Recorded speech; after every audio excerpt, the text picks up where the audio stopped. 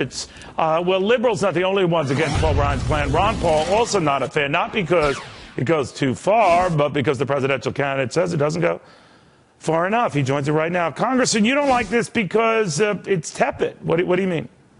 Well, it doesn't cut anything of substance. The debt is going to continue to go up. There's not any one agency that's going to be removed. And the goal is to maybe balance the budget in 30 years. That's right. You mentioned a brilliant point, Congressman, as you often do here, that the debt goes up. I mean, people think we're at best curtailing the growth of debt. This is the most ambitious of the announced plans out of Washington. I know yours is fairly aggressive as a presidential candidate. But best it does is slow the rate of growth down. But it means at the end of 10 years, we're going to still have about $4 trillion more debt under the best assumptions. So what do we do? What do we do?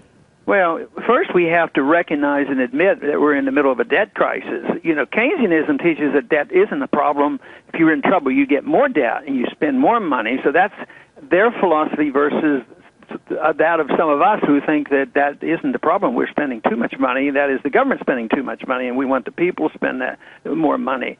So if it's a debt crisis, you can't solve this problem by pretending that you might balance the budget in 30 years. I think we dwell on the budget, and I think it's important, but to me, it's a problem of what the people think the role of government ought to be. See, Paul, I think he's very sincere, and his budget is obviously better than Obama's, but he said that he's being brave to cut these sacrosanct social programs.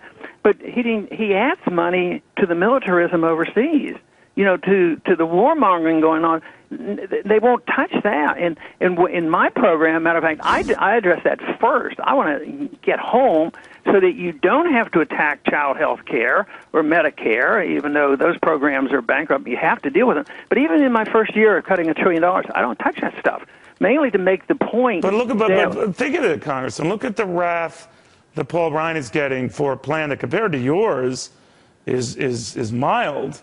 And let's say you become president. Boy, hell is going to blow. I think I would have a lot less wrath because the progressives would like it. I'm not going after the benefits, the Medicare. I'm not doing that initially. That comes, on the way out. But I would cut the money that they're screaming about is this overseas militarism. So the progressives, would support me on this.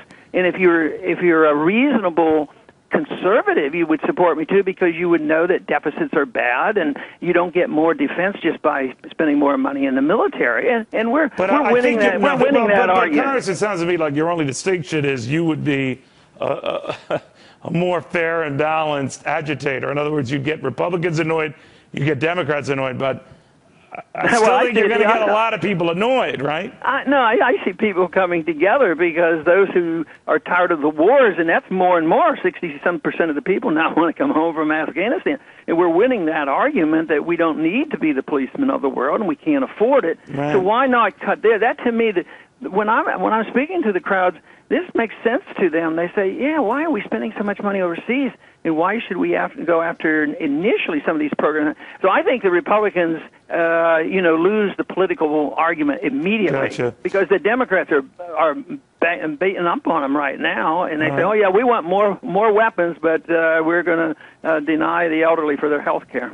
Okay. Ron Paul, I could spend a half hour with you, maybe soon again. Always good having you, sir. Thank you. Thanks.